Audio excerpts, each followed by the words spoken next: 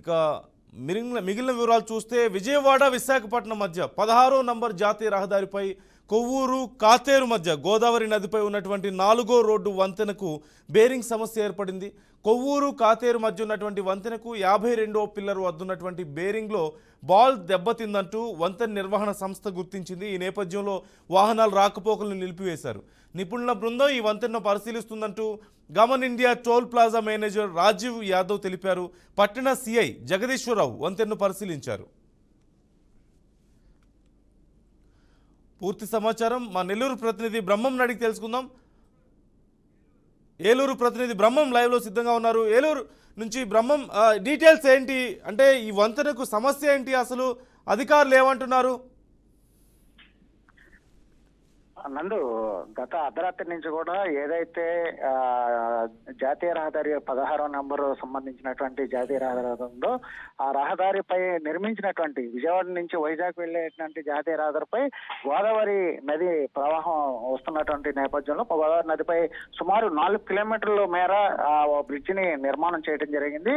అయితే ఈ బ్రిడ్జ్ కూడా సుమారుగా ఒక 4-5 సంవత్సరాల క్రితమే ఓపెన్ చేయడం కూడా జరిగింది. ఇదే నేపథ్యంలో 4-5 సంవత్సరాలు బట్టి కూడా ఆ బ్రిడ్జ్ పై నుంచి కూడా వాహనాలు రాకపోకలు జరుగుతున్నాయి. నిత్యం కూడా వేలాది వాహనాలు ఇటు వైజాగ్ నుంచి విజయవాడకు, అదేవిధంగా విజయవాడ నుంచి ఇటు వైజాగ్ వెళ్ళడానికి 2 బ్రిడ్జిలు ఏర్పాటు చేశారు. ఈ 2 బ్రిడ్జిలు కూడా సమాంతరంగా పక్కపక్కనే ఉంటాయి. ఇదే నేపథ్యంలో గత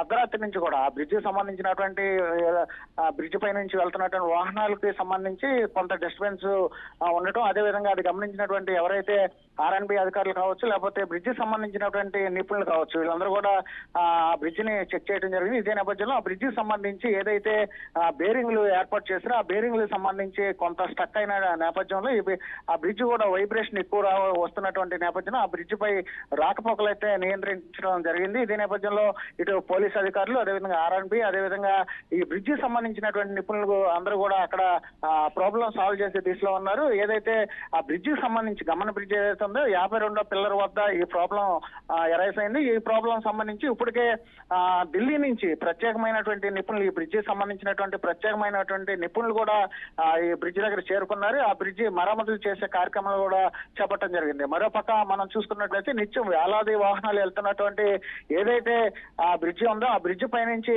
వెళ్తున్న వాహనాలన్నీ కూడా ట్రాఫిక్ జామ్ అవుతున్నాయి. సుమారుగా 3 నుంచి 6 గంటలుగా ప్రయాణం వెళ్ళటానికి ట్రాఫిక్ జామ్ అయినటువంటి నేపథ్యంలో ప్రయాణికులు అయితే తీవ్ర ఇబ్బంది పడుతున్నారు.